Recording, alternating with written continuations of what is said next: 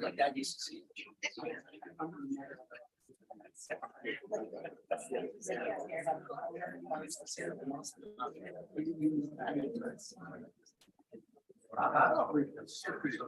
Quick introduction before we get to the main event. First of all, the things you need to know about the room you're in. We have emergency exits. We have bathrooms. And if you've got any trees, feel free to eat them or share them as you like.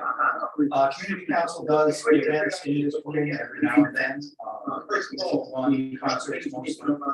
And we have an event emergency on Sunday, 1 to 5 p.m. in Dawson Park. It's the Danby Artist Festival. It's the night it's advertised as an annual for some reason. And we haven't one really close together. We skipped for a couple of years. Sunday. I'll turn it off.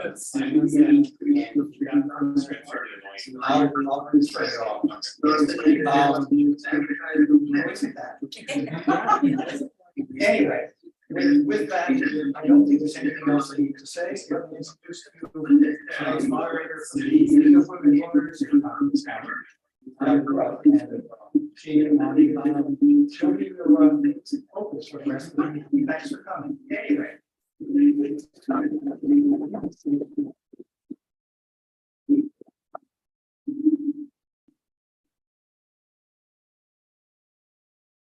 evening and welcome.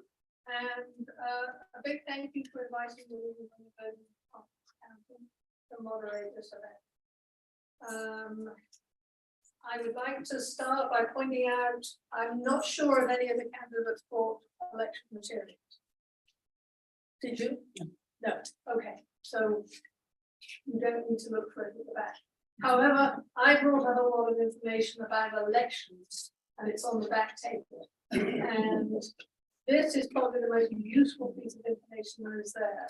It's got all the dates on the back, and it's got a link to Vote 411, where you can find the information going live on the 18th for all the candidates. So if you forget what they say to you tonight, you can go here, provided they answer our request for information. You can find them on Vote 411. You can also find out what the proposals are on the back of the ballot, of which there are 3, and one that specifically addresses death. And that's the one on changing the status of your town bar from a voted for position to and the other two proposals are for everybody in the state. And when you get your ballot, all 3 of them are on the back of that. And yeah, the League of Women Voters is a non-partisan organization committed to defending democracy and empowering voters. We encourage the informed and active participation of citizens in government. We never support or oppose any political party or candidate, and this has been our policy for over 100 years.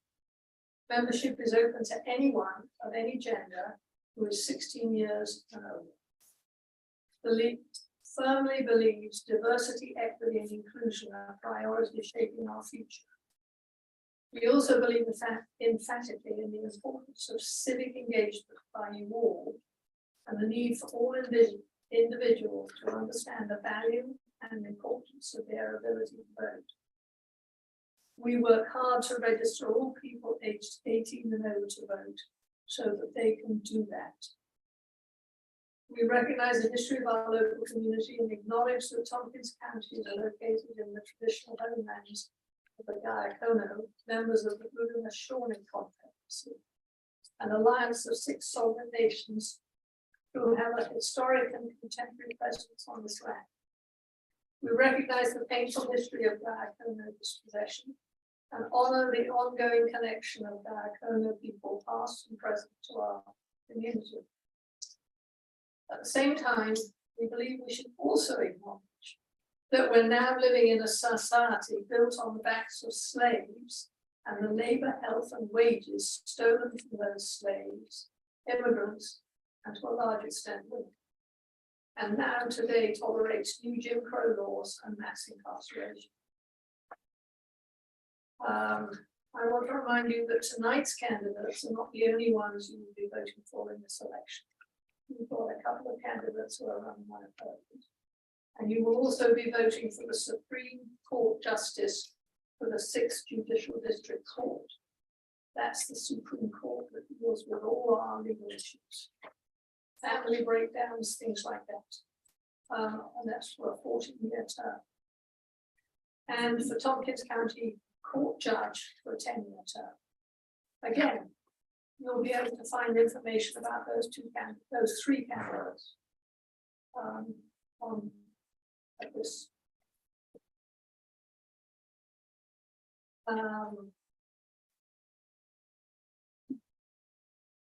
We drew straws at the beginning to have the order of the way our candidates are going to answer questions. They will start by making a 2-minute opening statement, and then they will have 1.5 minutes to ask questions. And if anybody has not found a card to write a question on, please come up to the table and drop it off there. And please make the writing legible. At the end of the evening, they have 1 minute to make a closing statement. Duplicate or similar questions will be combined. We've received a number of questions which have been submitted by email, and we'll include those as well. No personal attacks will be allowed, and out of courtesy to it, neither applause nor heckling from the audience will be told. It's just as bad to applaud something as it is to do. Now we'll start with our open statements. We're going to start with the supervisors and go over that as well.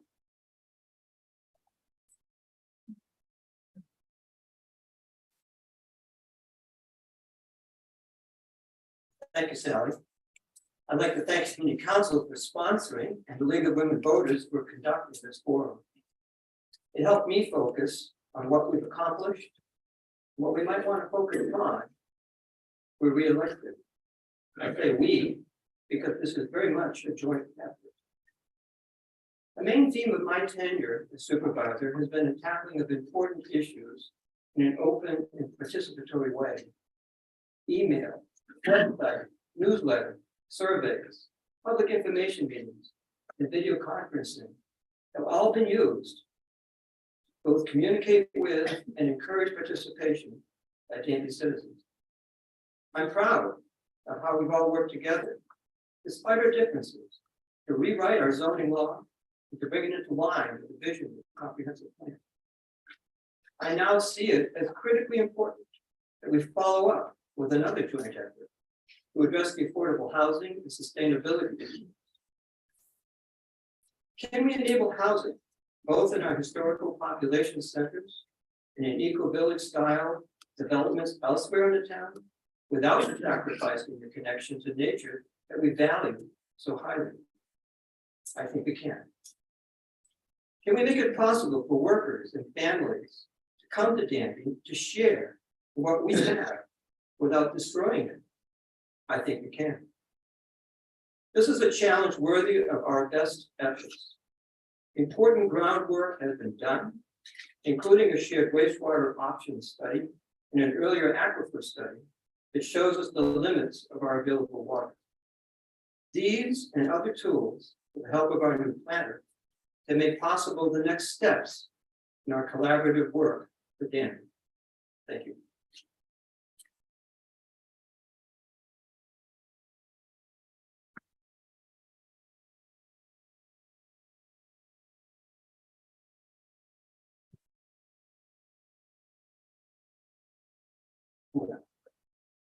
I fell in love with Ithaca in 1971 while high school. For the next decade, I found myself down here more and more speaking the natural beauty of the area. I got accepted to Cornell, but I couldn't afford it, so I made the pilgrimages down from Clarkson, Potsdam, to the area. Something about the area has always seemed like home. Wherever I go, this one's been home.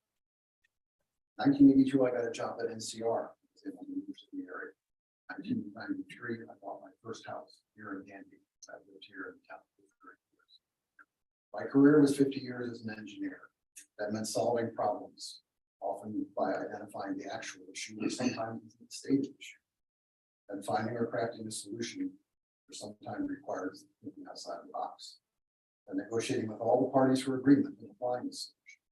I think that fits me well for the past. I'm not a politician.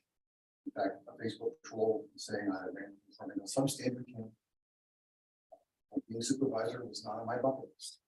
But after several years participating in town meeting, I was increasingly dismayed by how the board was handling constituent input, seemingly to ignore strong negative feedback and pursuing their own vision instead of listening to the people who are trying to tell them different, or sometimes just trying to tell them no. Talking with friends and neighbors, I found I was very much not alone in this. The most recent example is the noise ordinance. The majority of the town has been saying in surveys and signs and emails and meetings, including a pretty contentious one where people stormed out because they felt they weren't being heard, but they don't want it. But still the board persists. From these frustrations and others began to use party was formed.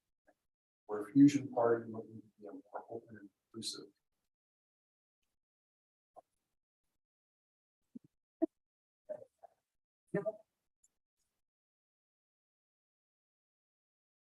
Now we move to the council persons, and we're starting with Leslie.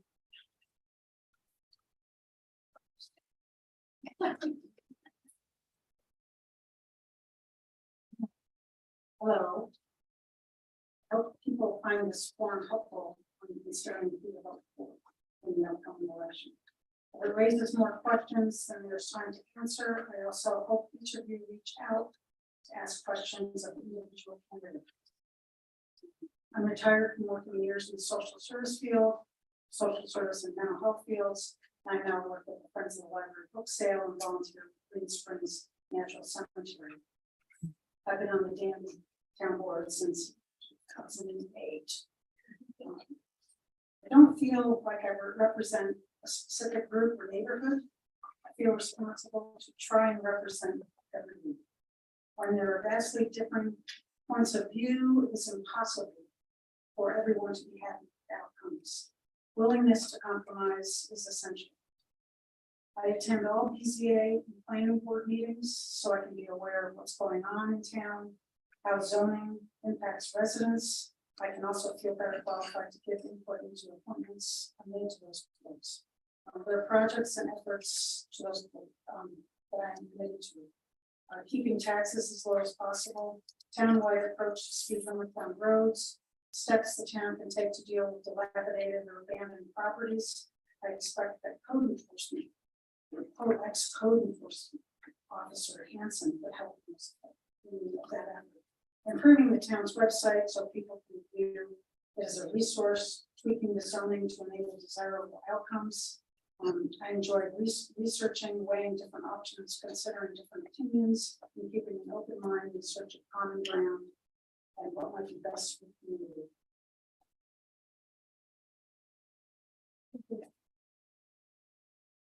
Cool.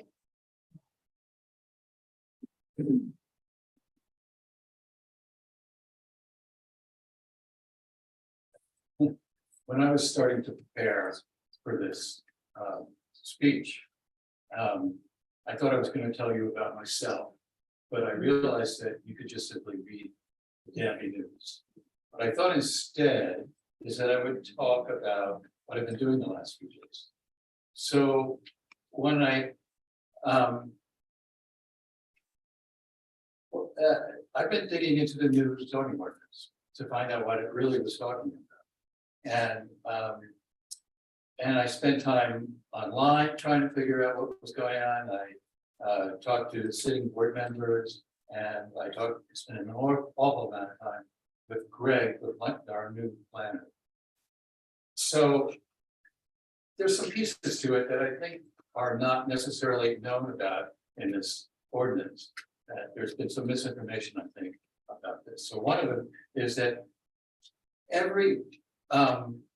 all the existing properties that existed before the zoning ordinance was put in place. All those can be built on. There's no changes to that whatsoever. The only considerations are, do they meet the current setbacks and do they meet the New York State building codes? I also noticed that there's pink areas on the zoning map, and they're along the many used corridors. It's also the places where you expect houses to be. The lots on those corridors have been reduced, the necessary lots have been reduced to 2 acres. On this, then the Danby Hamlet, there is no lot requirements at all. There's no size requirements. So this scary 10-acre lot size only comes into play when, I suppose I've been asked to stop.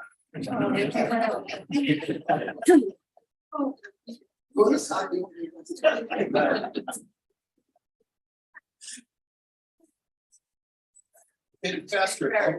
You know what question that is.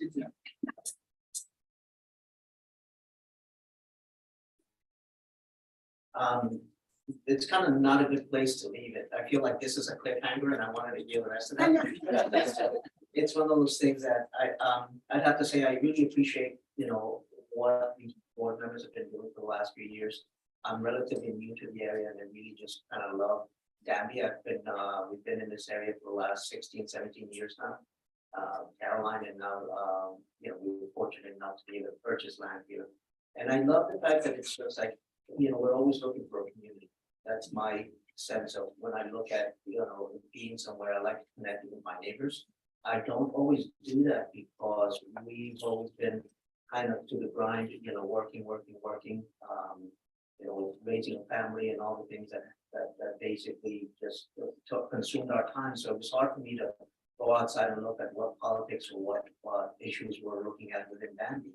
But I was fortunate enough to have connected with a good friend and neighbor, what I consider a good friend now and a neighbor.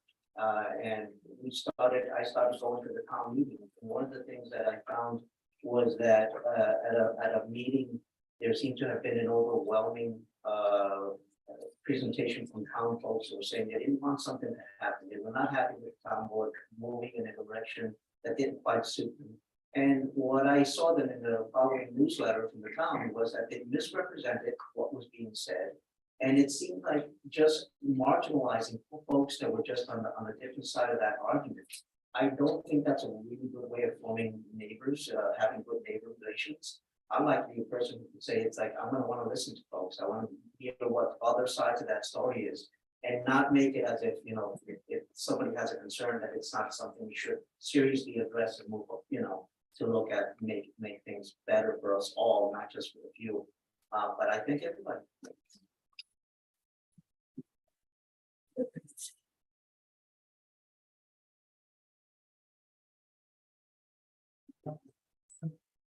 Hi, I'm Russ Nitchman, and we purchased in 2000 here in Danby.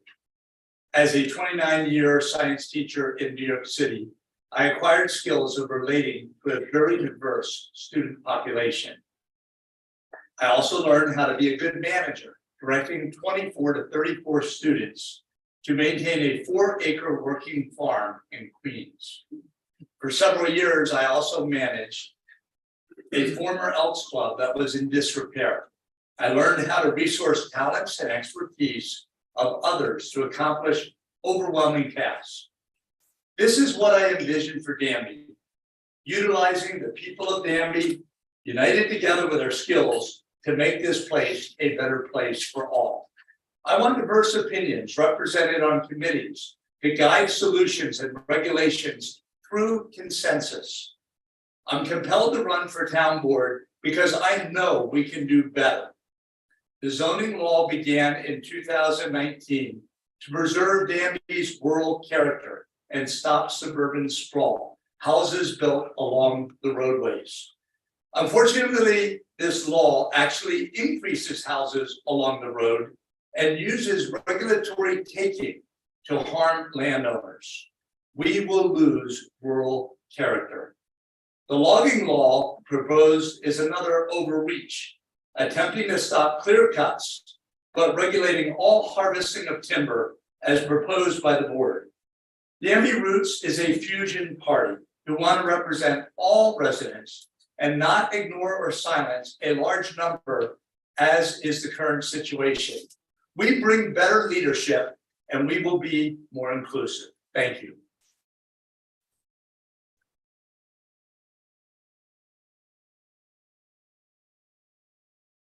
We've got a.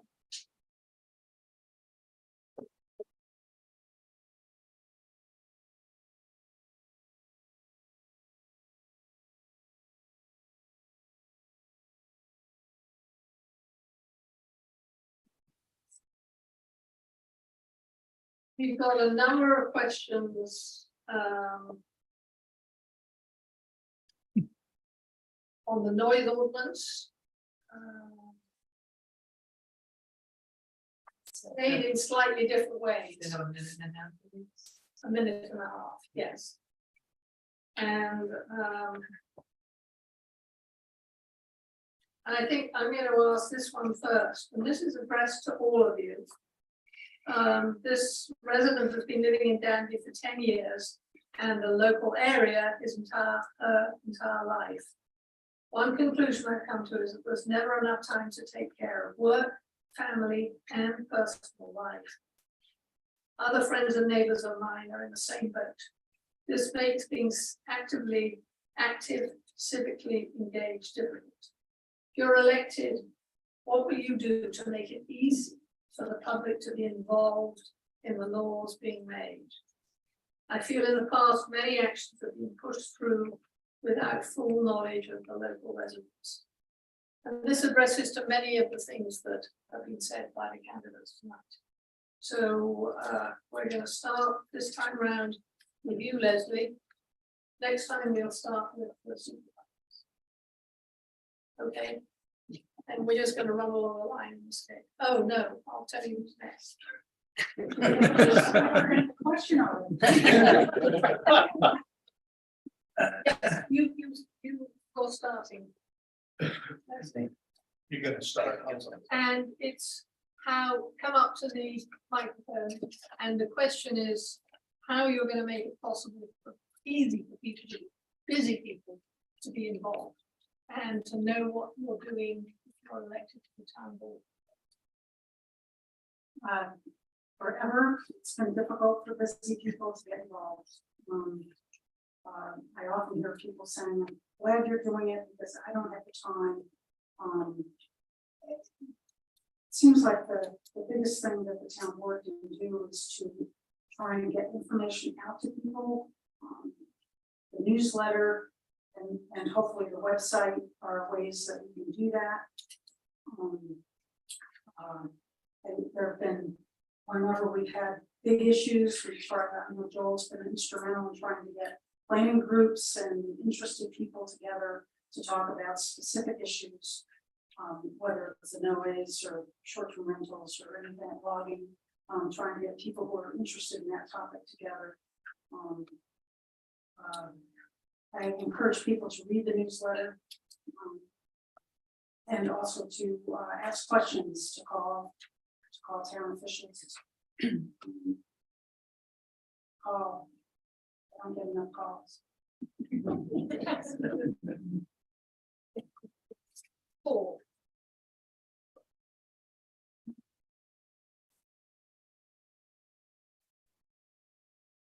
So, when Rick was supervisor here, he actually tried to do hours at the town hall for people to be able to come in.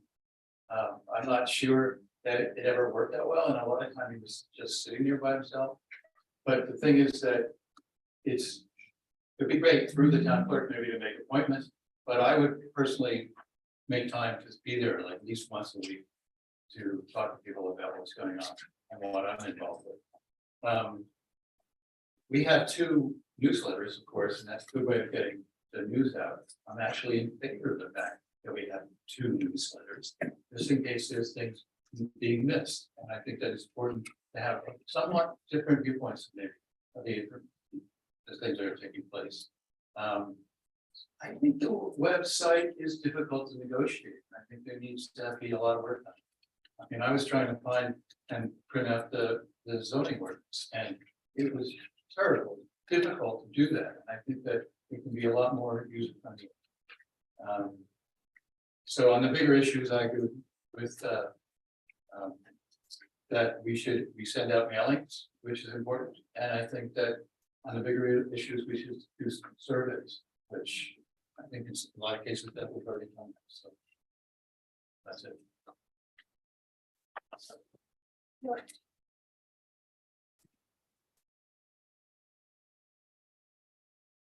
I guess I'm one of those, I'm guilty to, in that sense too, because my life has been so, kind of go. We had a son with special needs, so we were just really not focusing in the outside world. And it's interesting because, we only get involved when it seems like we're being affected by something. And how do we get that engagement? That's a good question, but I like to think that, now that I feel like I have more free time, which if you know my life, you know that's not necessarily the case, but I think that it's just gatherings and getting together with people. It's an important thing to hear our neighbors and just kind of take to heart when somebody doesn't agree with something and not just kind of put them in a certain camp and think about that, that's the other and they feel this way, I feel this way. Nobody's really right or wrong sometimes, but I think the important thing is just listening to our neighbors and finding moments to be able to engage with our neighbors and say, hey, what are your concerns? What do you like? What do you don't like? And just not jump into a conclusion. Those are the things that I feel. It's just think about it.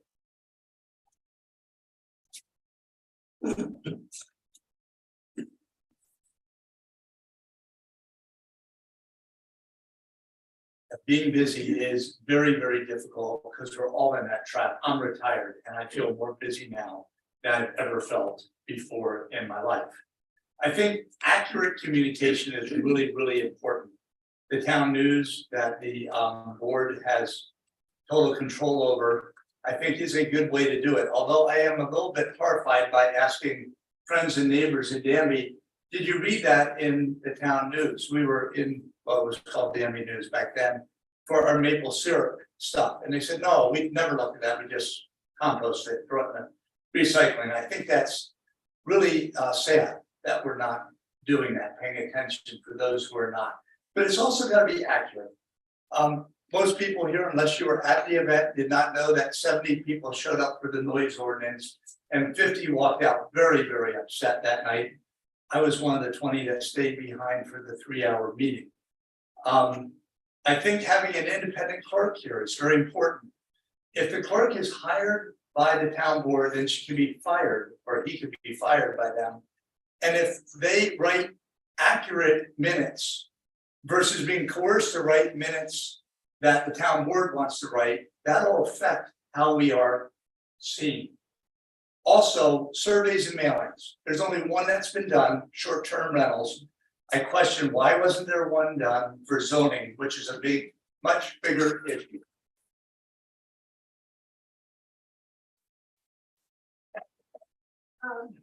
You go second, so it's you. Oh, Yes.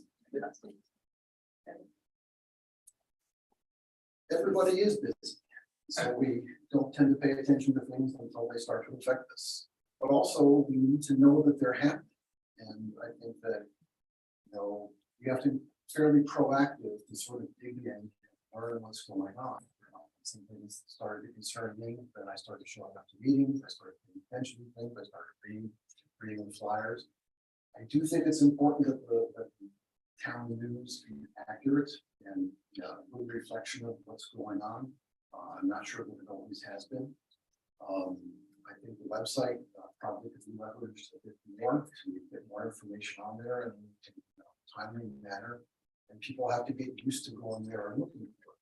I think attending the meetings by Zoom or by watching recordings is a good way to see what's going on also.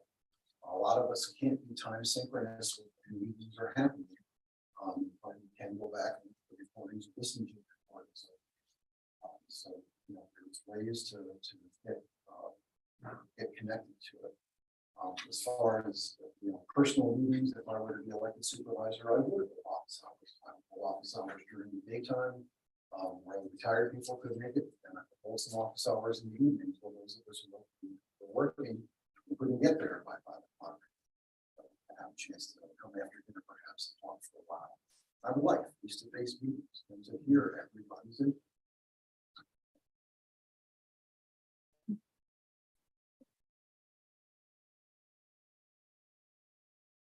One of the things I'm most committed to, and I think it shows in the way we conducted our affairs, is citizen engagement. We're communicating to the public what we're doing as we're doing it, so that people have an opportunity to engage if they want to. And we had a lot of people up in when we did the rezoning process, and been under and we haven't avoided dealing with the difficult issues. And several people said, people tend to get involved when the issue affects them. And that has absolutely been the case, as long as I can remember, back 40 years. And there's nothing wrong with that. It's the way people get interested, and then once they're engaged, the opportunity, the additional needs become apparent. So can we do better? Of course we can do better. I do think it's important to accurately convey what's going on. We can make better use of the website. I have always been available to anyone, anytime, if I can be called, and I'm happy to respond. And meet in person if people want to. I'm also happy to maintain the tradition of my predecessor in not having office. More to say, but participation is important to me. I think that we're committed to doing it effectively.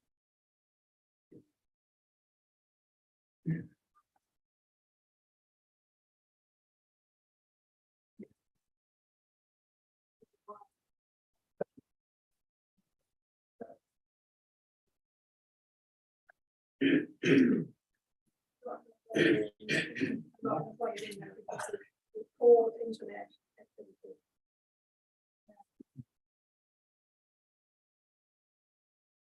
Difficult to know which question to ask. Hugh, will we start? Okay.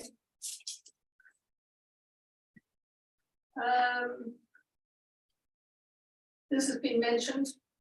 There's a great deal of controversy over a proposal appearing on the ballot, on the back of the ballot, that asks voters to approve a law in which the town clerk would be appointed by the town board instead of being voted on by Danby residents.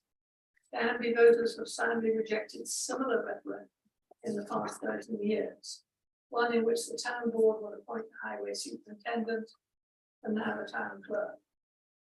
Why do you support or oppose removing voter rights to appoint the town clerk, especially knowing that the people of Danby have rejected such moves in the past?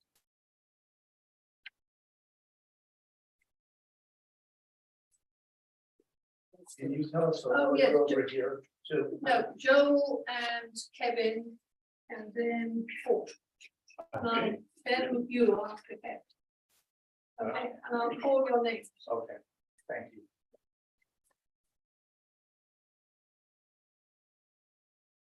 I do support going from elected to an appointed clerk.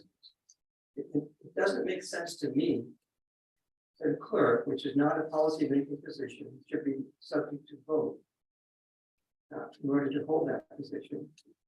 And it's something of a deterrent to qualify people to apply for and seek that position if they have to go through the process of being elected to it.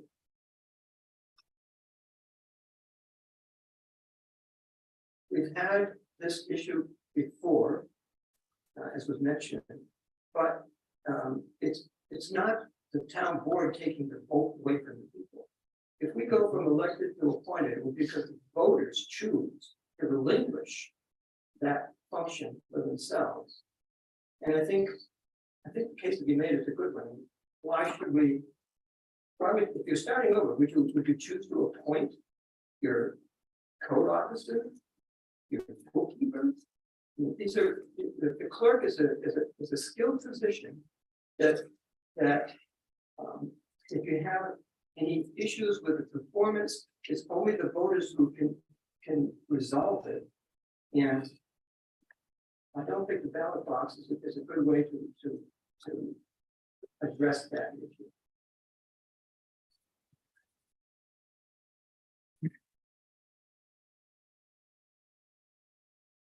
All makes some good points, and I agree with some of them. But I think the overarching concern is who does the work of fidelity to? My thought is that for a lot of important positions, we want them responsible directly to the voters, because they're the ones who are going to apply corrective feedback, or whether they're doing their job correctly. Coming through and trying to be elected to a position is, yeah, nothing fun to do, and I understand why people would not want to do that. On the other hand, you were directly appointed by the people who vote for you, then you know you have their backing, but you also owe your fealty as to them. You want to have an accurate representation of what's going on in the meetings. You want to have someone that's not potentially shady. Talk about not having the appearance of impropriety. If it's someone who's been directly elected, then they owe you the information. Doesn't matter what Joel says, whether they want them to notes to say this way or say it that way. They're talking to you, and that's what I want to preserve.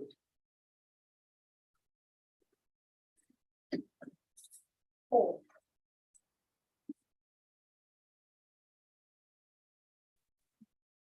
Well, I think the town clerk should remain an elected position.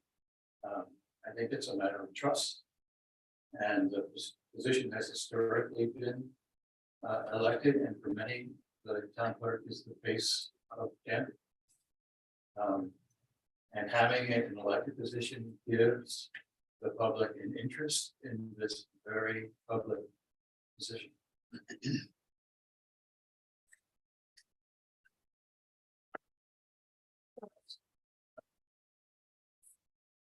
They have a different order. Yeah. I support a voted on, a not appointed, because I think the town clerk represents us and is very important in reporting.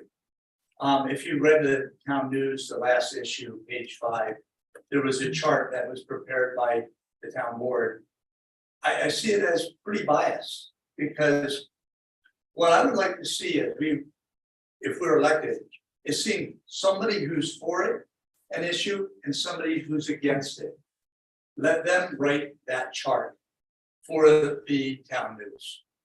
I can think of things against it that were not on that chart. And maybe others in the room could think of things either for or against that were not in that chart. It's going to be a biased reporting of what's going on. And the clerk will be under the thumb of the town board and possibly not reporting fairly and clearly what is really happening at town board meetings, especially when we're so busy that we can't go out.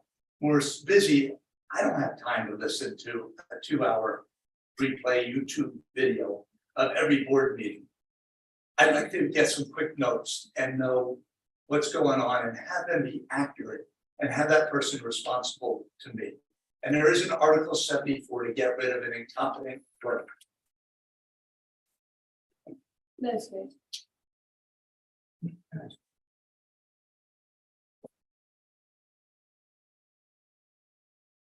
scribbled all over the second reader. All past efforts, at changing from elected to appointed had to do with that. And some of those were very close decisions. I'm not sure how I'll vote on this issue. Objectively, I do believe the position should not be a political one based on party affiliation or ability to successfully continue to get elected. I also understand the desire to be able to vote for someone to fill a position of support. In some ways, it's easier for the town board if a clerk is elected. Appointing people to town positions is difficult and time consuming and scary. It's good that voters will be able to be the ones making the decision in November as to whether this gets changed.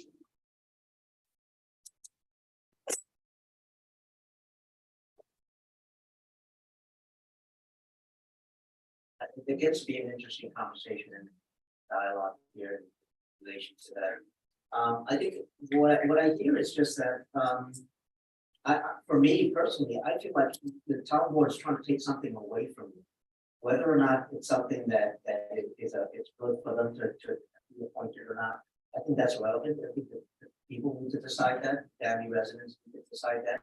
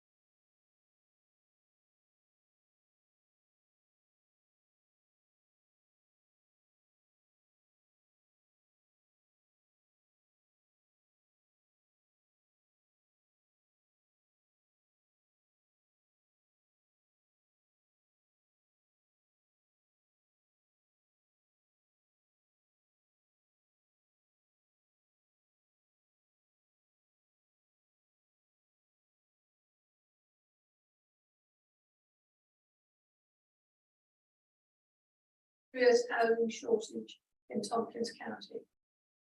How would you try to address this issue for Danby?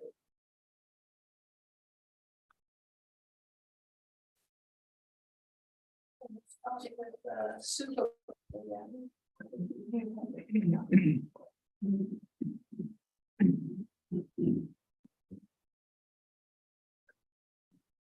So Ithaca has a problem and wants us to fix it for them. I'm not sure I quite parse that. I do understand that there are communities that form the heart of a region and that there are surrounding communities that, you know, both flow into it and flow out of it. But the way the question was phrased is a little sort of, you know, provoking, I suppose. What I would like us to be is a community where it is relatively easy to come and make your home here. I came and made my home here 30 years ago. I came here because I liked the area. I felt a connection to the land. I liked the rural nature of our town. You know, just the beauty of it. I love looking off the hilltops and all of that. I would like to make it easier for people to be able to come to town if they want to. If they choose to be here, I want them to be able to afford a house. I want them to be able to afford rent. And I think that probably addressing some of the zoning issues that are somehow complicating that would be a large part of what it takes to do that. So, this is indeed an important issue. And of course, it's a national issue. Of course, what can we in Danby do as our part in addressing it? And we can make it easier for people to build in Danby. And we're talking about new residents. If we enable, and we've already done this for the hamlets, you know, there's no minimum lot size. But, you know, the cost of acquiring land and then installing septic systems and a well, beyond the cost of constructing a house in addition, are prohibitive for a lot of people. We could make it easier by enabling joint systems for dealing with particularly wastewater, which will allow smaller lots. And that's something that I'm committed to working on. And it's coming up because we have a study been done by engineers that will point to several ways that we could do this to both make eco-village style cluster housing in the outlying parts of town more easy, and also to make it easier to redevelop parts of our hamlet. More about that anytime, feel free to ask me. Russ. Yeah, I knew I'd have to go first sometime. The housing shortage is really a big problem for renters. So if you're a renter, most of you probably aren't, you don't look the renter type at this. Usually a lot of the renters are younger people, all right? We don't look young, I'm with you, all right? But rents are increasing, making it unaffordable for younger people. That's a concern. First-time home buyers. I have a friend in the room whose two sons who are married could not even afford anything in Newfield, Enfield, Danby, Caroline. They're way east of here. I don't even know the town name, 20, 30 minutes away. The hamlet restrictions by the wetlands and the streams really restrict having a hamlet, a dense hamlet here in Danby on 96B. Current zoning actually is causing to increase rent and house prices. And let me explain why. Previously, a 100-acre property could produce a lot, not that I want to do this, a house for every 5 acres, could be single or two-family house. That means if you did two-family houses, that's 20 of them, times 2, that's 40 units. Now a single family, you could do a single family house for every 10 or 25 acres, which reduces the number of occupancies to 10 or 4. Yes.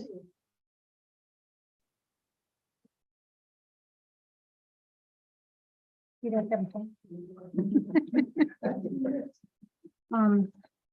I know that there's been a affordable housing shortage in Ithaca for years.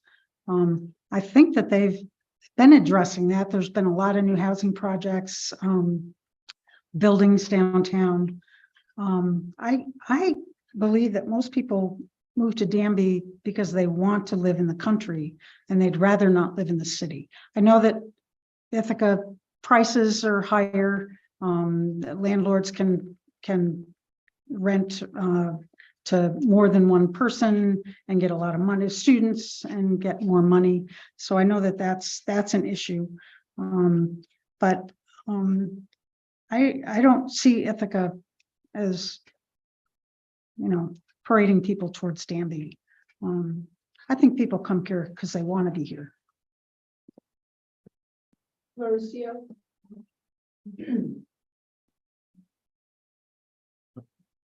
That is a pretty interesting, and it is a challenge, and I'm not sure exactly. I think I agree with Leslie that people come here because they want to come here and be in a rural setting or in a hamlet, one or the other. And it's not something that I think that it's something that it's easily solved in saying that Danby has a solution for that, because it's a broader community that we're looking at surrounding towns in Ithaca and their involvement, but it has a lot to do with the taxes and all of these things that are so high in this area that makes it difficult for folks to just come in here and think that they can make a home out of this, out of anywhere close to Ithaca. It's just I'd have to say personally, it's just I'm having a hard time with that it is one of those, how is that addressed? That gets to be an interesting thing. There are ways of developing. I like that the White Hawk Eco Village type style of structured. There's something to be said about nurturing and implementing some of that in some areas. And if Danby has room for that and we can accommodate, I think that's a great thing. Solving Ithaca's problems may not be something that we can necessarily say it's like there's an easy solution for that, because it does involve a lot more players, and that's not not beyond Danby pretty much. Thank you. Cool.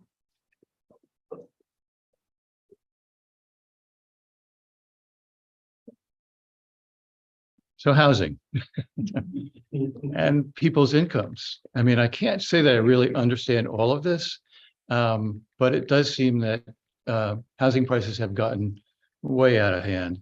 And I think that I'm thinking of my family. I'm thinking of my nieces and my nephews who are trying to buy into properties. And it's really difficult I don't know how they do it actually. And I also don't know how much they're making these days, which is different than what we made when we were moving into Danby. I think Ithaca is making its own advances in trying to create affordable housing, but it doesn't really seem like they are making it affordable. It doesn't seem that way. I don't think Danby is equipped to actually change this. However, we have a downtown hamlet, and I think that we have now, with the zoning, we've tried to remove the impediments to actually building in those areas. It doesn't have a lot size, so they can be much smaller, which means they make them more affordable. So the other thing that we can do is we can incentivize that happening. So we can make it important that we want that area to grow. We want the hamlets to grow. And if we change the size of the lots, and I think we can do some planning, that's advanced plannings, to do just that and make it known that we want to do that.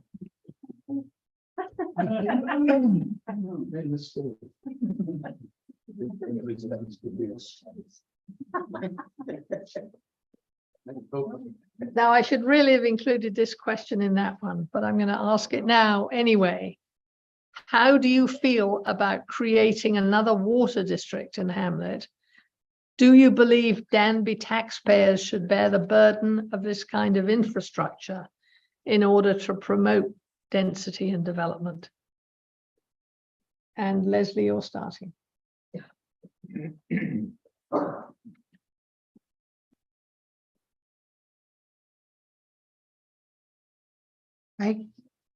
I unless a lot of people come forward and say they want it, I don't see another water district being developed in the hamlet. There'd have to be a lot of planning and money. I just don't see it happening.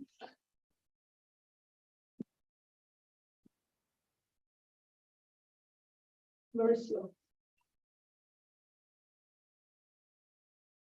I mean, I kind of feel the same way as Leslie, that, you know, that's a lot of capital, and it's gonna be something that, you know, who is going to pay that?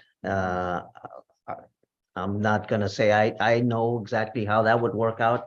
If that's something that would ever happen in the future, I don't see that. Anything that's gonna hit us harder or ask any more of us at this point. I think most of us are really stretched to that point, that again, asking us to keep giving and giving and giving, it gets to the point where, you know, and I've heard this before from other folks, we may be looking at getting out of the state and getting out of, you know, these areas that are going to be just prohibited just because it's too expensive to live in. Russ. We built our dream house here in Danby, 2011 to 2013, and did not really understand the taxes and how they would double and how they've increased in land triple in the last 13 years. We have 124 acres there, so it's gone up quite a bit. And we did not dream, my wife and I, of having a house rental, vacation rental, and an Airbnb, and living in our barn to support the taxes and pay the rent on the house that we own. But that's what we've had to do. So I don't like the idea of water being paid or sewer being paid by everybody in town. And really the only way to do a dense hamlet development, you're going to need water, you're going to need sewer. But it brings up another issue, and I was tangentially following this. When they did the water study, they drilled wells right on the edge of our property. They wanted to put it on our property. I suggested using the farmer next door who could use the wells later. And they found that we don't have a great water source. We found that up here on like Gunderman, that when neighbors drilled new wells, other wells went dry. I think we have a water issue in town, and that does reduce our development ability because nobody wants to lose their well water, do we?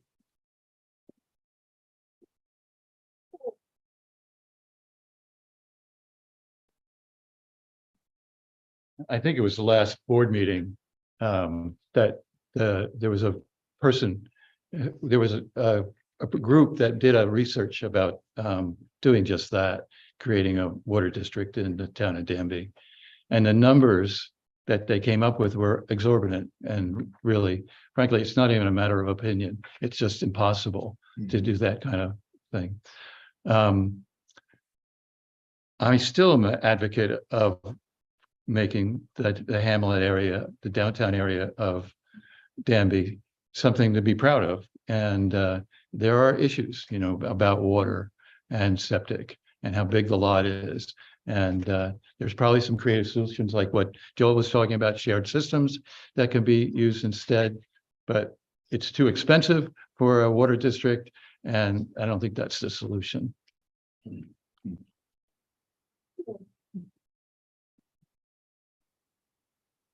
I agree that I don't think a water district is in Danby's future anytime soon.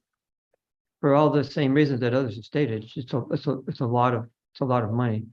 More critical, really, than water is sewer or wastewater. And it's going to be the discussion we have to have, because we have an engineering report and we've got a recommendation that maybe we should sewer the core areas of Danby and or West Danby. It's a lot of money. The only way we could even think about doing it is if we could attract some federal money to help make it happen. I doubt it seems like a long shot to me, but enabling shared systems, which could be incorporated into a sewer district, seems like a way that we could make small lots possible. we're never going to be able to develop Danby at really high density because we have a limited capacity aquifer here, as others have pointed out, So it's a constraint, but there are things that we could do to make it easier and more reasonable for people to develop on smaller lots. But I don't think water district's going to be one of them.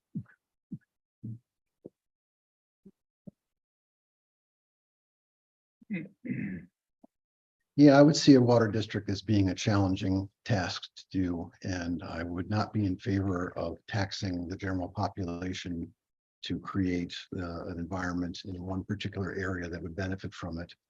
I think a lot of people would resist that, and you wouldn't get much public support for it.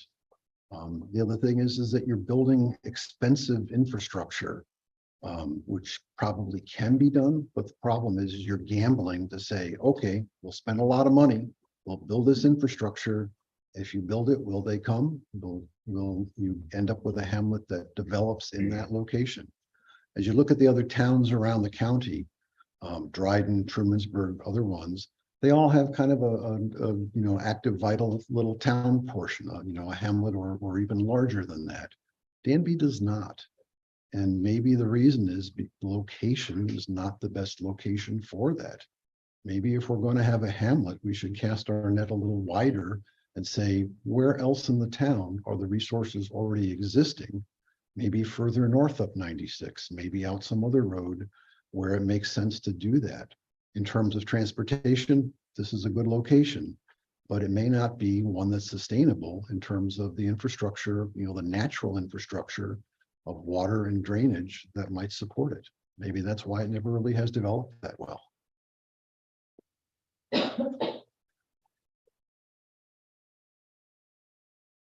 Yeah, have you answered it all of you? Yes. Okay. Yeah, I know, I get you. Well, this is sort of related. And it's referring to, in April of this year, the town board sent out a questionnaire on regulating short-term rentals. So this part of the question is, how would you regulate short-term rentals in Danby? And then this question is, how do you propose to increase tourism in Danby when there are few areas of interest to highlight? Though some of you have been saying it's a beautiful place. Also, the idea to restrict or deny short-term rentals will not give the area a tourism booth.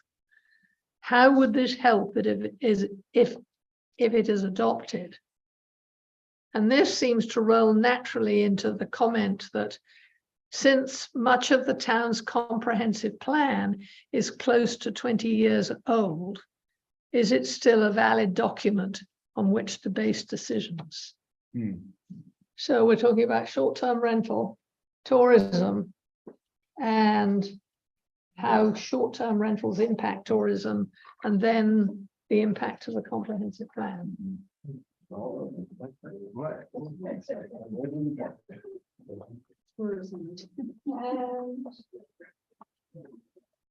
Joel, your stuff. Yeah, lucky.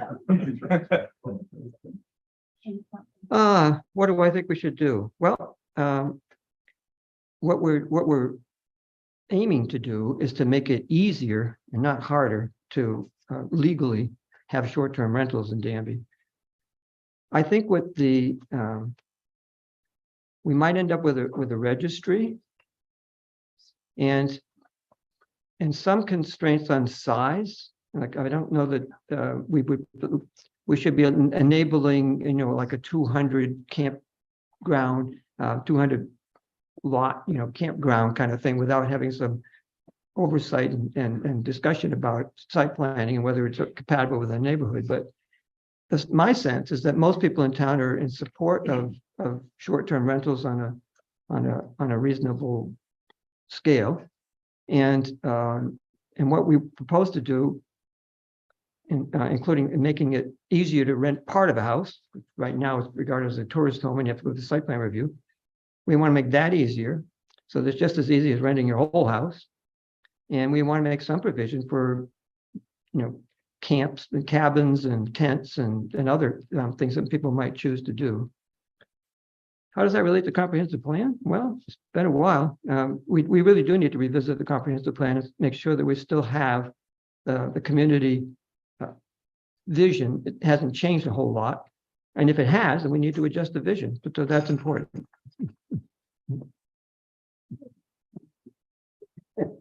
Already? Barely got started. Yeah. Comprehensive plan, it has been a while since we've addressed that. In fact, it's been about a generation since it's been addressed.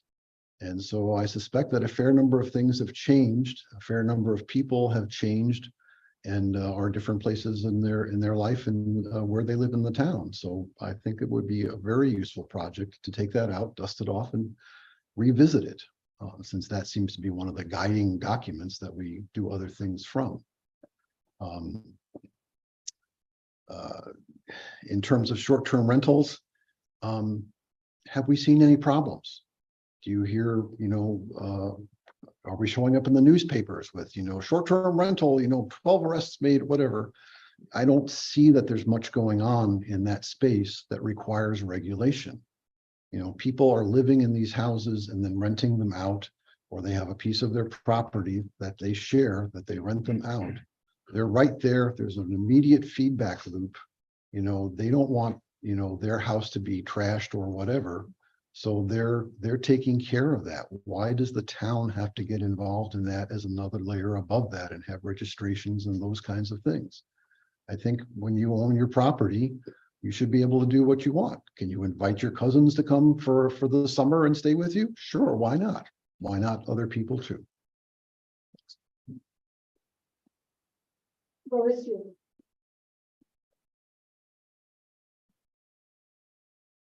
Yeah, this is actually exciting for me because it almost forces me to look at some of the things that, I haven't had time to look into in the past. So the comprehensive plan is one of those that the more I hear about it, there's other things that, that it would need looking at and reevaluating whether or not there needs to be, some sort of changes in that realm.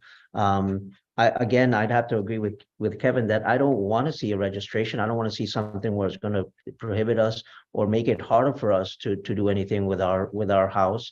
The guy who built the house had an apartment there that we use it as our in-laws apartment. When my daughter comes from college, she comes and she stays there. We've had folks that through friends and relatives have come out there and hunted on our property.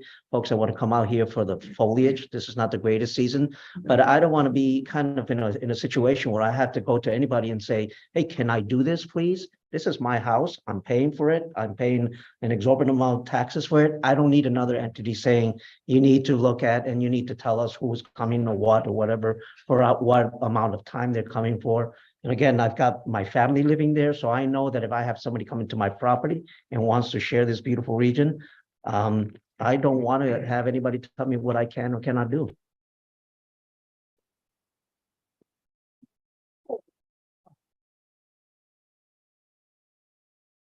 That was quite a list.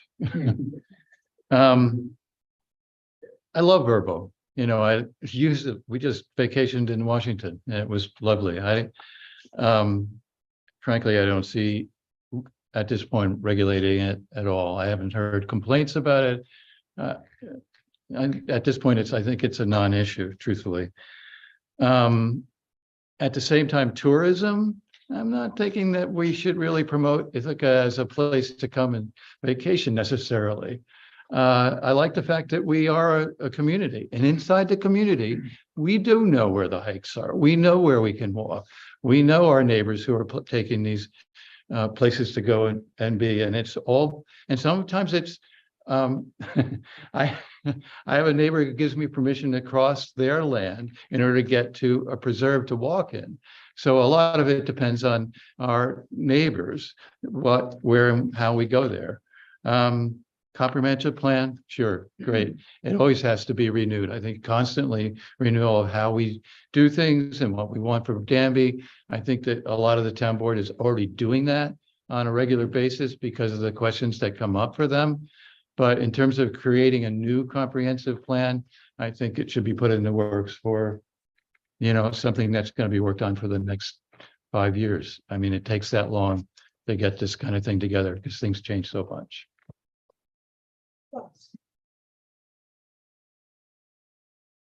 I would agree that I think the comprehensive plan needs to be reviewed and probably updated. I have not read it, but that would be my guess. 20 years old, I think so. The survey, I have a problem with it. It really seemed aimed at restriction and control. I appreciate Joel's comments that he's trying to open doorways to it. I didn't hear you say that making it legal, like we've talked privately, but yeah, I don't see an issue with it. It's how we afford our house. We would have had to sell our house and move elsewhere with the high taxes that hit us. On a teacher's retirement pension, I cannot afford the house we live in. And my poor wife works her fingers to the bone for it. But realize something, tourism is the #1 source of income for Tompkins County after the colleges. #1. If you get rid of tourism, you're cutting off your nose to spite your face. We've got to support tourism. Sadly, our town has had a history of chasing away businesses and including some tourist businesses. I love having the cidery here. It's a great place for people to hang out, have a great time. But there was a meadery that was going to be put in town as well that did not make it because that man did not know how to jump through the hoops.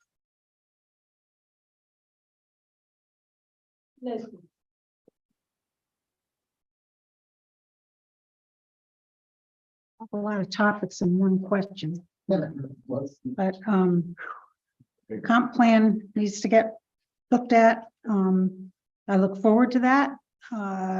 Usually the last time we did it, it would involved, meetings, town hall packed with people and different groups talking about things that impact them, what they want, what they don't want. Short-term rentals is for some communities, it's been an issue. It's come up a couple times in Danby as a concern for certain neighborhoods that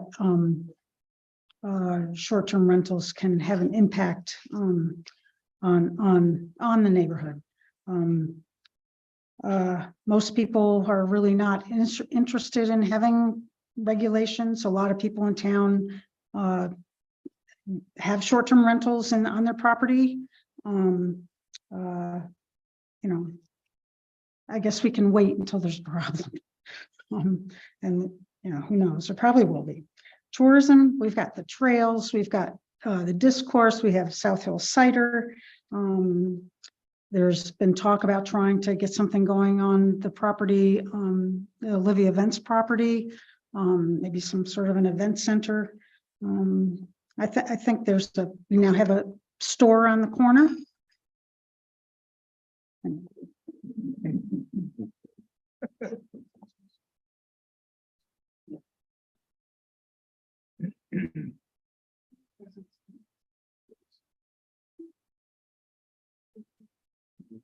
In the recently passed conservation easement law to reduce taxes for larger landowners who provide our rural character and views and whose taxes have tripled in the past 12 years, how will you award these easements?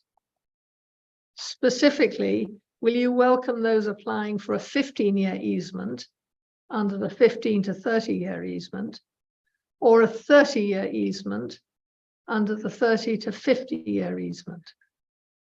Please explain your answer. Well, I hope you understand that.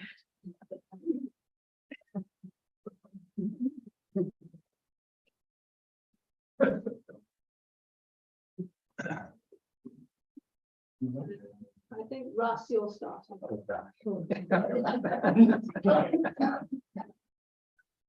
Lucky me. I actually was the one in the 2019 fall meeting at the town board, pre-COVID, when zoning was being brought up, who brought up the issue of the taxes of landowners being tripled. It was in 8 years back then, and said, as long as there's unaffordable land, then these views that town people call theirs, which I really disagree with, it's the owner's view, but we can agree to disagree. You've got to make it affordable for them to own the land and not feel like they have to sell off lots to pay the taxes that they cannot afford, and keep the farms in their family and pass them to their next generation, to keep that view that we all enjoy. And I enjoy the view. I do not want to take my lands and turn them into housing developments. That law was passed for the landowner. I believe it's the landowner right to choose whether they want a 15, a 20, or a 29.5-year-old easement, or a 30-year. And anybody who applies for an easement, I think they should get it, because that is the law, and it is for the landowner, not for any politician, not for any person owning a 2-acre lot. And our taxes only go up about $50 because of that. Mauricio. Yeah, I guess I'm not entirely, clear on what the intent of it is by making these long terms. I support a 15-year, and I would support a 20-year. I would support a 25-year. This either this or that kind of scenario where you're committing to a 29.5 or 30-year in order for you to get some sort of a break. It seems kind of excessive to me. It's just like I would love to say that my family is going to be here for that long, or my children will inherit the land, and that would be wonderful. But if my children decide that they want to move on and do something else, again, how long we are given the privilege of being on this beautiful land, it's only the creators, to decide how and when that happens. But I definitely support it. Paul.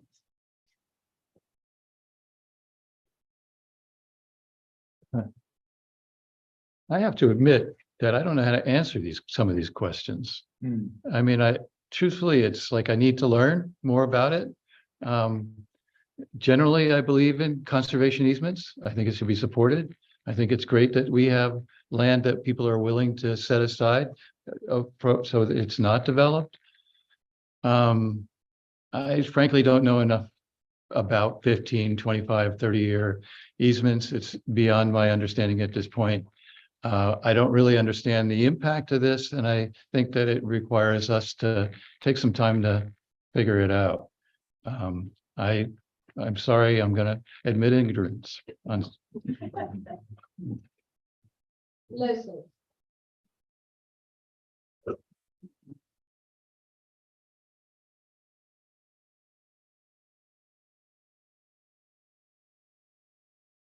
I'd like to cop his answer, but I guess I can't. Conservation easements, we have a Danby program right now that offers conservation easements to people who are interested in preserving their land. It's a serious effort. There's a committee that helps put it together. They monitor the sites. They put it together with the landowner. But it's not just a serious conserving the property, it's conserving it for the future. And right now, all the conservation easements are in perpetuity. The tax abatement issue, as it was developed, had to do with certain timelines. Like you could get a conservation easement for 5 years. I personally had trouble with that. To me, it's not, it takes time and money for the town to put these together. I do like the thought of conservation easements for longer periods of time. I am not interested really in supporting easements for 5 years. I hope we can get going on this and people can see a benefit It will increase taxes somewhat, a little bit, maybe. Kevin. I was part of the committee that helped hammer out some of the ideas about having conservation easements for tax abatement. And I think it's a good thing. You look at a beautiful open field someplace and the thought of a bunch of houses springing up there because the landowner had to sell it off to be able to make the taxes, or had to reduce the number of acres that they owned because they couldn't pay the taxes, is a real forcing function that makes people make decisions that they often would rather not make. You know, the idea of having a partnership and having a trade-off that way makes sense to me. We did originally have categories for as low as 5 years, and a lot of people objected to that. And I'm not sure why. I would have gone for a conservation easement for 5 years. You know, it depends on what age you are. We're only temporary stewards of our land. You know, we're passing through. The land will be here, but we're only here for a little while. And what are you going to do to encumber the property, you know, for the people you leave behind or for your kids or whatever, with easements that, you know, do it in perpetuity or do it for 20, 30, 40, 50 years. I think the categories we have now are 15 to 30 and 30 to 50. That's a long time. So I think they're a useful tool. I think they're sort of flawed in their current implementation.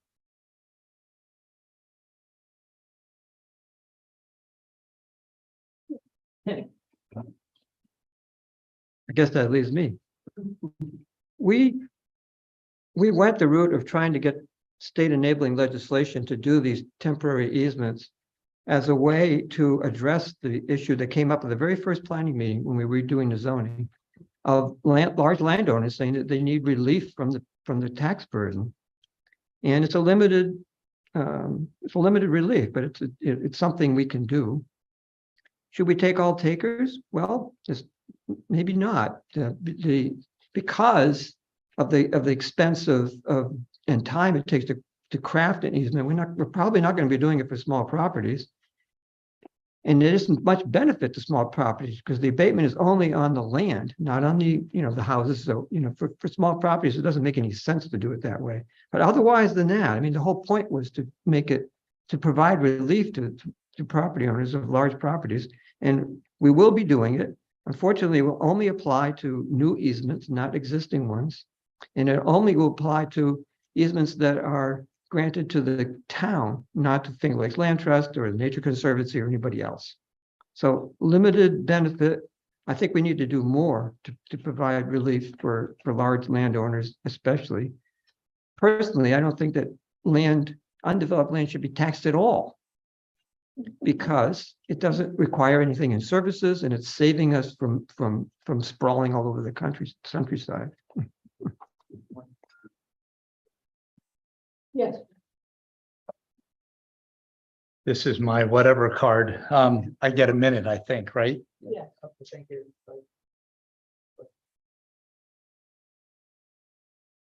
Yeah, I don't want to see these easements politicized. And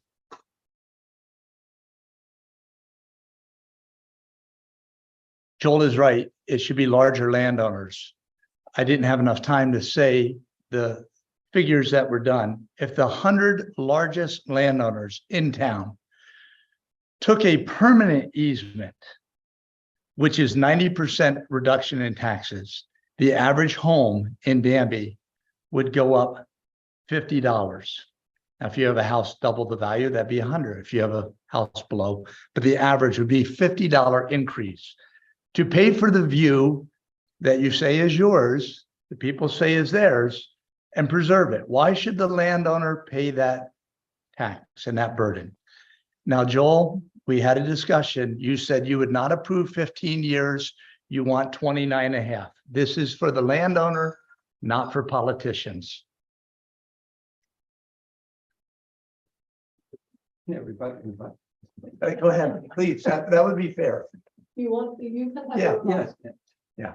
This is another minute. Well, yeah, what it's applied to is defined by the law.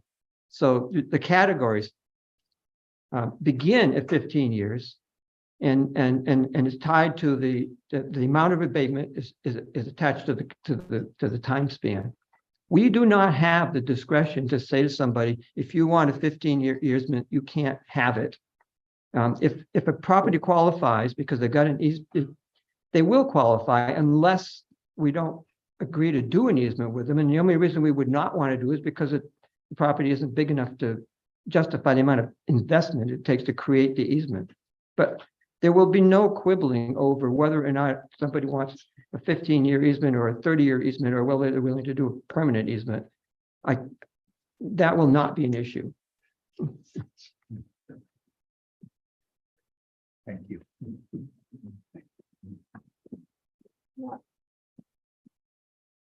This question is really for the audience. We can have 2 more questions and then closing statements, which will take us right up to 9 o'clock. Or we can have 1 question and then closing statements. Everybody wants 1 question, put their hands up. Can we hear the question? No. Because depending on whether it's 1 or 2, I'll ask both or the other one.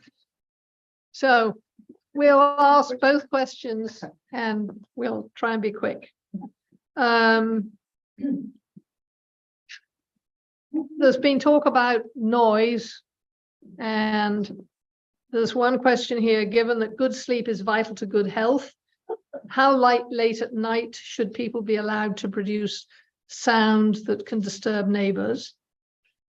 South Hill Cider has music 5 nights a week. How is that justified when they're an agricultural activity? Should they be required to have permits for special events?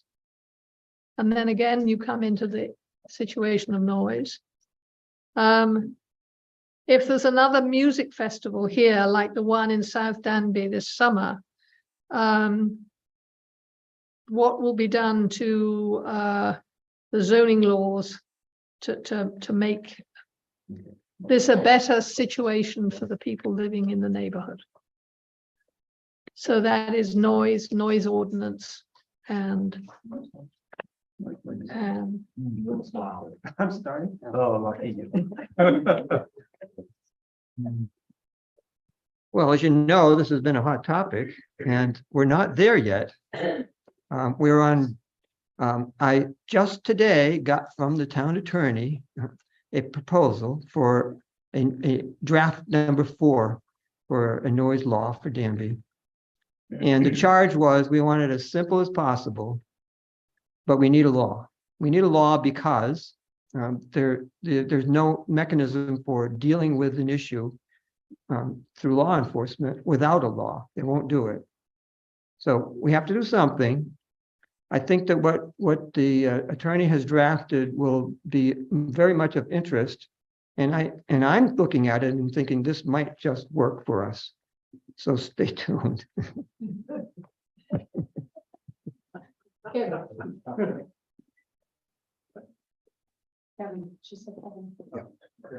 It's a contentious issue, and what I wish that we had done from the beginning was bring people in on all different sides of the question. The people who want quiet, the people who want a park-like environment, the people who are running tractors, the people who are doing various noisy things, and brought them all together into a committee and hashed this out at length and tried to come up with a set of solutions that might work. One of the reasons we live in the country is because we want a certain amount of space and a certain amount of grace to be able to do things you can't do other places. If you can't do it in the country, where can you do it? There are reasons people move out here to do certain things that you cannot do in other environments. And, if you put certain regulations in, you will stamp those out and you won't be able to do them anywhere. And that's of concern to a large number of people. I think you need to strike a balance. Another question is, how big a disruption? How long a disruption? I've had neighbors who have thrown parties. Angel Heart used to throw an annual party. It kept us up all night. It wasn't a big deal. We lost one night of sleep, and it was once a year. The people had a pig roast up the road. Not a big deal. I think there's a certain amount of slack in the system where you can do that. And trying to squash everything down is going to be hard. Every complicated question, there's a simple solution. The problem is it's the wrong one.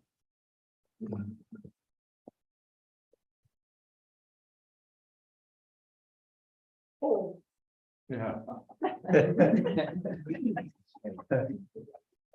The noise ordinance. You know, it's actually the noise ordinance that I've read is really, really simple. And I think a lot of work has gone into making it.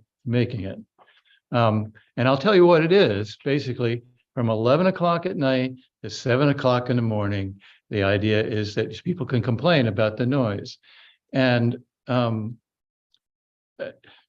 know about parties, right? You know, it just, and sound travels in different kinds of ways.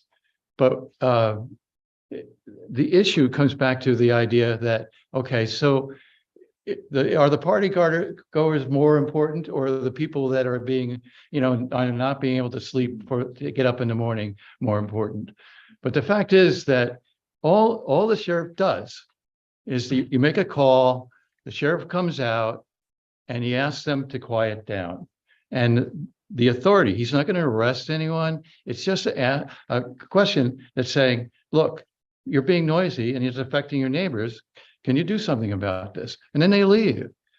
Without the law, this is the crazy part, is that without that law in place, you can't do that anymore. That's the old way we used to always do it. I mean, there's nothing wrong with that method of doing things. And that's why we're going to have a law. And it's very simple, 11 to 7. That's really all the law says. those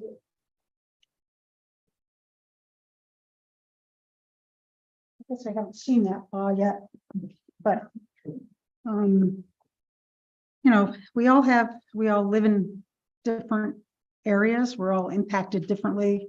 Some of us live on very large pieces of property, you know, 5-10 acres or more, and our houses are sort of centrally located. We're not maybe impacted by noise or traffic or, you know, loose dogs or something. But a lot of people in Danby live on smaller lots and close to the road, and they are impacted. We can't ignore people who want some kind of a solution. And if the solution is just to be able to call somebody in a uniform that'll come out and say, well, you guys work this thing out, there's not much that can be done. I think as far as individual places like South Hill Cider, I think we need to, you know, discuss things that can make things in their neighborhood more agreeable to people who live there. I'm sure a lot of things could be done to rectify some of the complaints. But it would be nice to, it probably wouldn't be used very often, but it'd be nice for residents to have some sort of avenue to get a solution.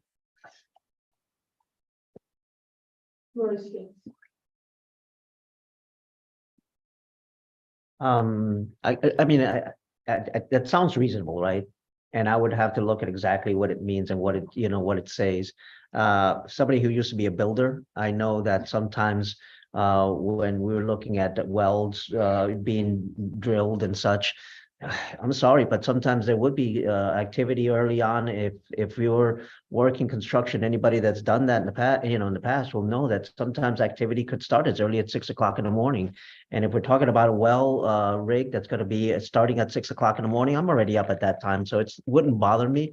And again, it's just because it would be would be a very limited engagement there. They're there for as long as they need to be and nothing else. But for us to, to start saying it's like, well, you got to wait until 7 o'clock and everybody's sitting there waiting and waiting and waiting until that bell toll rings. It gets to be kind of like, I don't know if I would say, it's just that there wouldn't be times where I would say I'm okay with that. We've had our neighbors who have hayed at sometimes close to midnight because they need to get the hay out of the ground, off the field, and it's just, rain is coming, one thing or another. It gets to be kind of like, I don't know if I want to use a big old stick to kind of like dictate to people when certain activities, and I'm not saying just outright obnoxious noise. There is, times and moments where we do want to have that. And that needs to be used very sparingly in the right conditions and not just say that every time I feel like my neighbor's annoying me, I'm going to call the cops. So again, I'm not objecting entirely.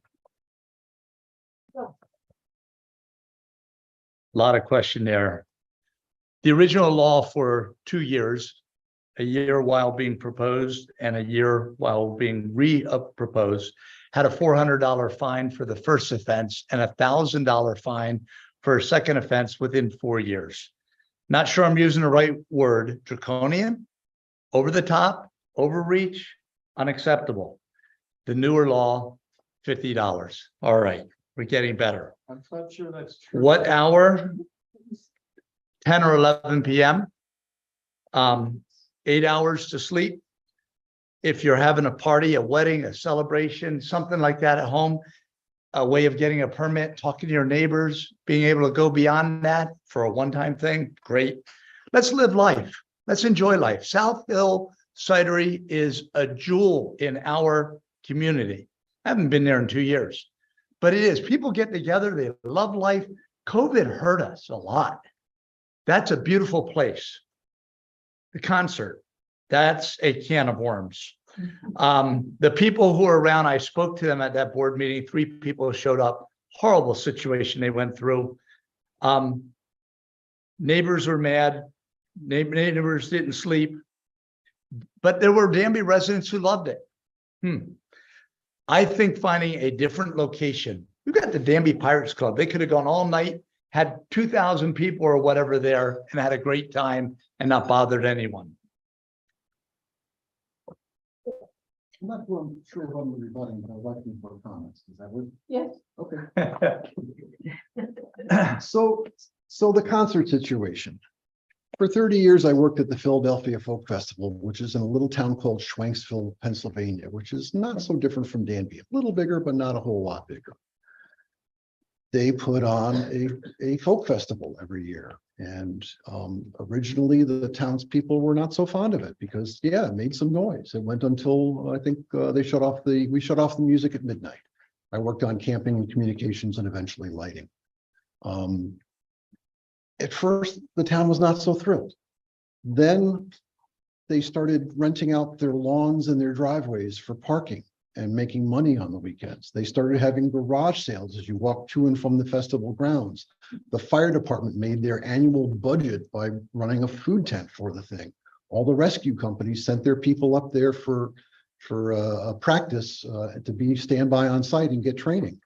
At the end, they fully embraced it and they were totally on board with it. 300 people loving it, a dozen not. I don't know what the balance is.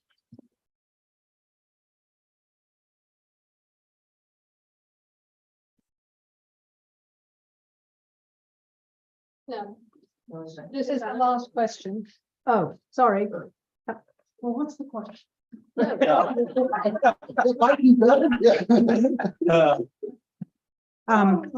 folk festival sounds lovely, and maybe if it were at the Pirates Club, it would have been a different matter. When the town board heard about this from nearby neighbors, that it was going to happen, it was on, I think, 1.6 acre lot on South Danby Road, right where there's a hill and a bend, and neighbors on all sides of that 1.6 acres. It was a little different situation. Pirates Club is a good idea. Thank you.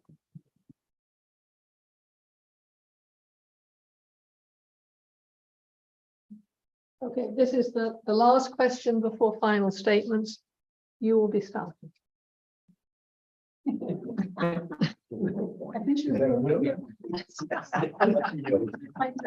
What approaches will you use to build consensus regarding complex and potentially difficult issues facing Danby?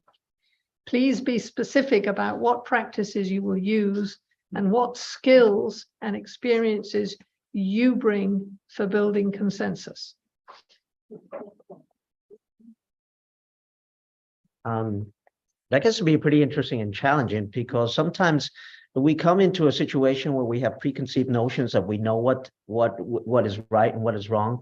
And it does involve a lot of just kind of back and forth. I don't think that it's something that we should just drive kind of to make something happen if it's not embraced by the larger community. And it is, you cannot make everybody happy. I mean, I realize that's the honest truth, is that not everybody's going to feel that we can come to a complete consensus on any particular issue.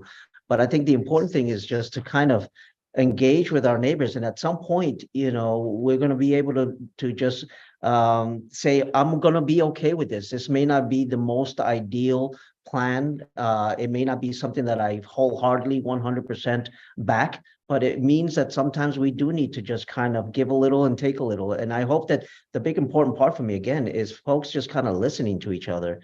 Let's not dismiss each other and say that, this is not to my liking and I'm going to stick with that. And that's the bottom line. We get into trouble if we don't kind of like try to see our neighbor's side of things.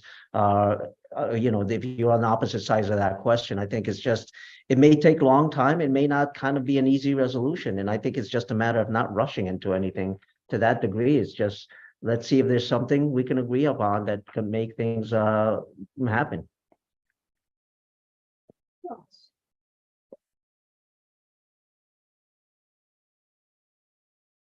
Just one other word from the last question. I would like to be amicable with people rather than combative. So consensus. I've worked with students who had fights, and I've learned how to bring some consensus to the point that you can bring consensus. It can't always happen. But here's the way that I see consensus. I see in committees, when we're coming up with new ordinances, new ideas, whether it's short-term rentals or noise or whatever it may be, that we don't stack our committees with people of one side. We put people of all sides on the committee. And we don't put 3 of our people and 1 of theirs, or just 2 of theirs. We put 2 of theirs, 2 of theirs, and let's say there's 3 sides, 2 of theirs. Equal number, equal power. Put these folks in a room and let's get consensus. Let's work together. Let's love one another. Let's be kind to one another. Let's be neighborly to one another and not combative. That is the way to do this. The noise law was not done this way. It was proposed publicly May of 22, worked on for however long. Only the town board was on it, only their people. It was redone 11 months later, only their people on it, still the same. And it wasn't until 3 months after that meeting that others got on it. I'll come back later with this. Or I can keep going. No, okay. Oh, wait a minute, have you? No. Oh, do we have to wait? No, we're still going. Listen. It's your turn. Oh, it's my turn. Your turn. It's not your turn. Well, you can later.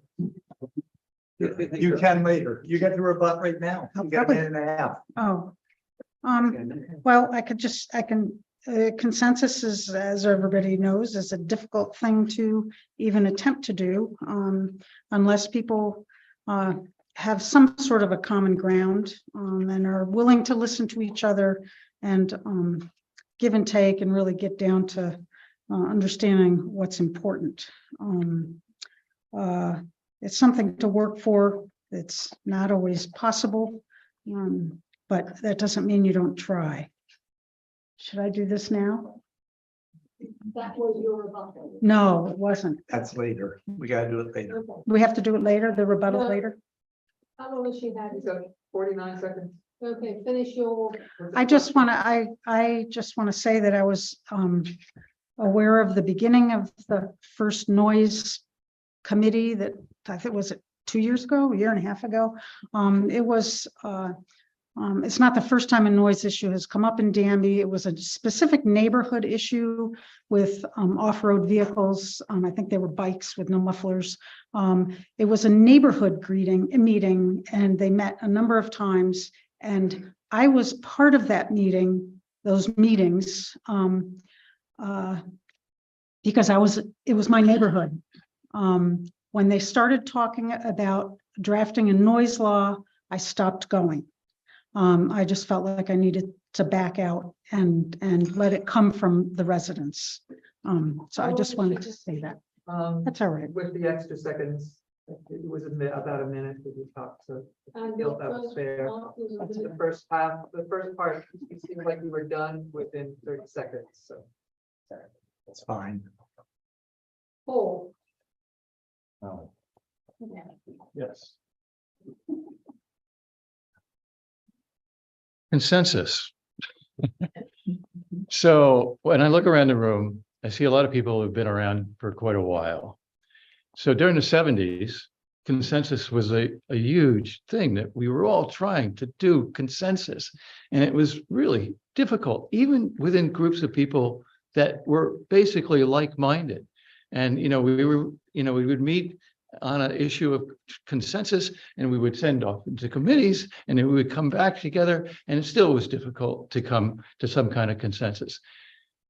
Partly because we have to agree on an end at some point and we have to agree on something that has to be done.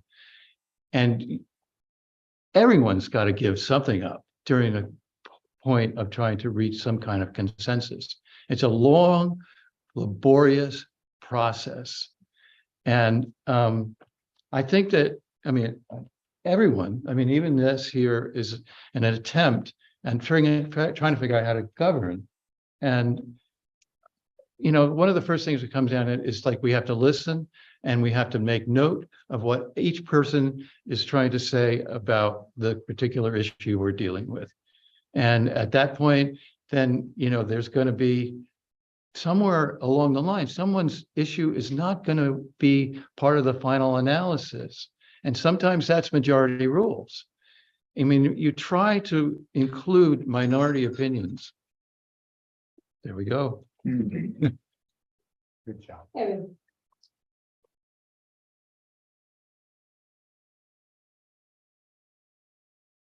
When I was in college and for a number of years afterwards, I lived in what you might call communes. I lived with a disparate group of people, old farmhouses and things like that, 10, 14 people sometimes.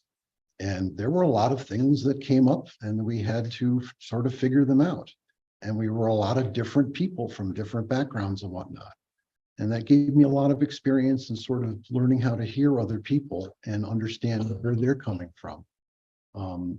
All of us, no matter where you are here, we all have much more in common than we have differences. We focus on our differences, but really we have much more in common. And when we sit down with each other, we learn that. On the noise issue, which has been very contentious for 18 months, I've tried to get on the committee to talk about it. Catherine finally invited me to be part of it. And we found in a couple of meetings that we had a lot of common ground. There are versions of a noise law that I would actually support with a high threshold and something that dealt with repetitive insults as opposed to just a one-time issue. So I think that coming to consensus, as they say, it's hard. Maybe sometimes the answer is that you don't go forward with what it is that's being proposed, that you can't come to consensus around moving that thing forward. So perhaps you set it aside and maybe come back to it another time. That might be the consensus. We can't come to consensus, and so we don't move forward. So, I think, I'm not sure who said it, but I don't think consensus is necessarily the endpoint. But I do think that it's important to allow time for all of the perspectives to be part of the mix and be given careful consideration. And it's the reason why we're on the fourth draft of the noise law. We may not arrive at consensus, but remember, consensus means that everybody's willing to at least go along. They don't have to necessarily think it's the best thing going, but they have to agree to go along. We can come close, and the more we talk and try to pare down to what we can agree on, the higher the probability of doing that. But I think in the end, it's not always possible. And it's not always possible to defer judgment on issues because we can't come to consensus. And that's all I have to say about it.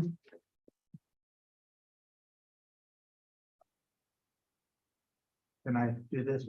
Yes. Ready? All right, so I'm not debating noise law. I'm debating the way it was handled. And again, May of 22, it was brought out. They pulled it back. They worked on it 11 months. And again, Kevin and the other two guys who were moderates in it were not a part of that. It was a secret group. When it came out in April of 23, it was the same, almost identical noise law. Same soup, reheated, little change. Maybe there's a little, but not much. Took 2 months later, after Danby Roots Party was formed, we had 145 signatures in 48 hours that Kevin was added. Currently, there's a short-term rental committee. There's only 3 people on it. 2 town board members, town planner. Why aren't there short-term rental people?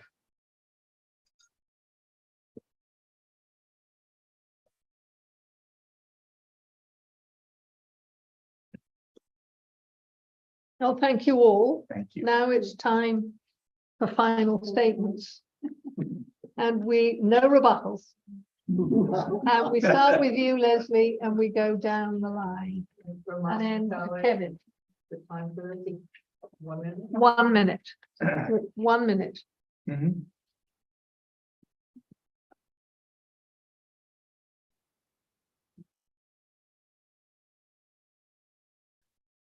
I would like the privilege of serving Danby for one more term as a Danby board member.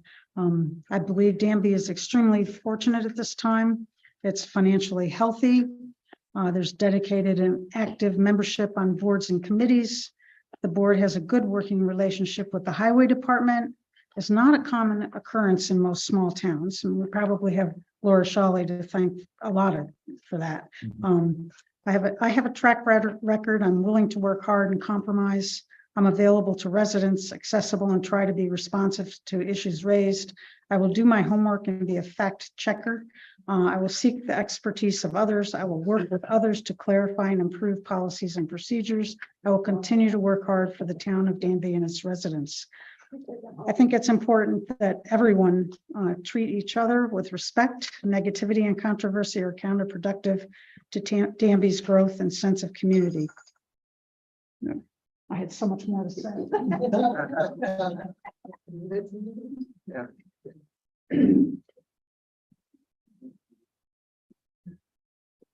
I was actually tempted to finish my first presentation. But I just basically want to say that it would be an honor to serve. 4 years seems like a really long time, but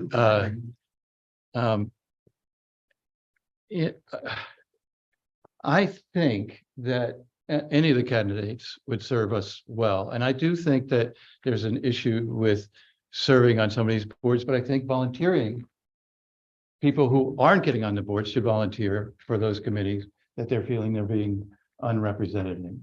I'm glad that Mr. Feeney has served on some of these committees to make things happen. And participation is a big deal. And I'm really glad that everyone here has shown up tonight to be part of this presentation. These are the people that do participate. And tell your friends and neighbors to come out and vote. And to, oops. Did you want to finish your sentence? No.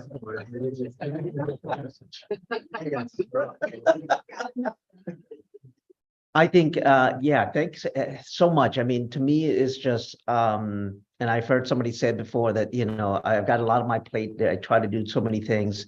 I would be really just excited to look at it, and I think I would have a fresh set of eyes to put my, you know, mind on connecting with people and making sure that some of these things that we had discussed are not just going to be, you know, and I'm sorry, it's not to say it like that, but just pushed a little bit too aggressively with somebody wanting to make sure that they get something done rather than get something done right. And that to me is just kind of like, I'd love to just continue coming to the board meetings regardless and get more involved. And that to me is just the primary thing of what I realize is that I don't know a lot of my neighbors, and I want to know more of my neighbors on different settings, different occasions, to get together with people regardless, because we are going to be better for it. And I do think there's some wonderful people here running for office, and we're all going to be better for it just to continue to engage with them. And I'd love to get together and talk with Joel about some of the things that he had mentioned, and I like just connecting with folks in general. Thank you.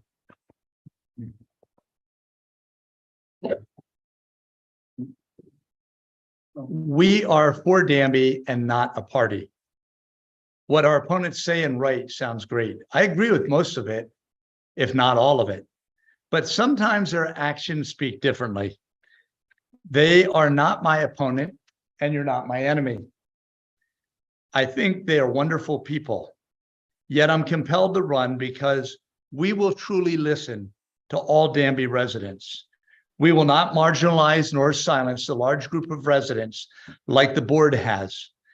Many silenced are lifelong members who give us our rural character. Even fellow Democrats have been silenced by them, like the man responsible for existing conservation easement law.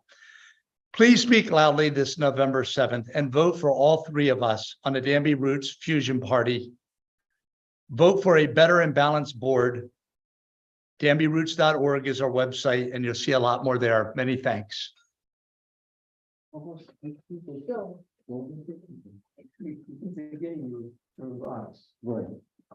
But I think I was second both times. Yes. Yes. She's doing the same order. Okay. Okay. Either way. Yes. I need your vote to continue to work to make Danby better. We've accomplished much by working together. By listening to each other, we came to better understand what we love about Danby and what we're willing to do to preserve and protect what we most value. The challenge now is to chart a path that will take us to a future Danby, one that's more sustainable, more pleasant, and more nourishing to our spirits. I have no illusions that it's going to be any easier than revising our zoning, but I'm convinced that the future we plan for together can be far better than what any of us might do on our own.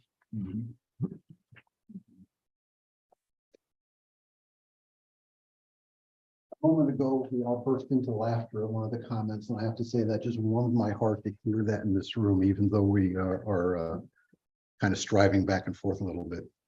You've heard from two teams of your neighbors who are offering up their time and energy to help manage the operation of the town. I think our lovely and well-meaning colleagues have a vision that they are trying to put into place that they think is best for the town. In contrast, we want to hear what your vision is for the town, what your dreams and desires are, and how the town can facilitate them, or at least remove the impediments to you realizing them. I want to make it easier, not harder, to afford to rent in the town, or to buy a first home, or to keep the land of generations, or to start a business, or build a place for people to come together and form the bonds of community. I want you to have as much freedom as possible to craft the kind of life you dream of in our beautiful corner of the world. I thank you for your consideration.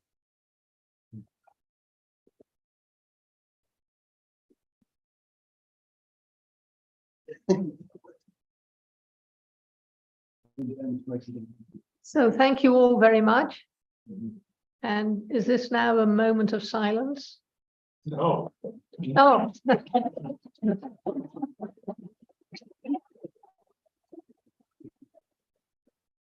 For recording purposes, we have a moment of silence so that We're done. we're done. Okay.